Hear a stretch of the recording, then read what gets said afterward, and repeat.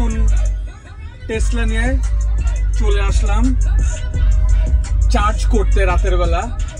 এখানে কোনো এক জায়গায় একটা সুপার চার্জার লাগানো আছে ফ্রম টেসলা।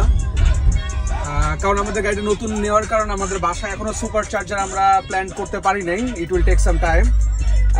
আমাদের কাছে এখন যে ট্রাভেল চার্জারটা আছে ওটাতে চার্জ হতে অনেক বেশি সময় লাগবে, অ্যারাউন্ড 16 ঘন্টার মতো সময় লাগতে পারে, যার কারণে আমরা সুপার চার্জার দিয়ে চার্জ করতে চলে আসছি। এখানে ফুল চার্জ হতে মানে আমরা 80% গাড়ি চার্জ করবো সবসময়, তো ওই পর্যন্ত চার্জ করতে সাধারণত টাইম লাগে 20-25 মিনিটের মতো। এটা হলো টেসলার ফ্রি চার্জার না, চার্জ করে মানে পাবলিকের জন্য এটা। এই যে এখানে যেমন একজন চার্জ করতে অলরেডি চলে আসছে।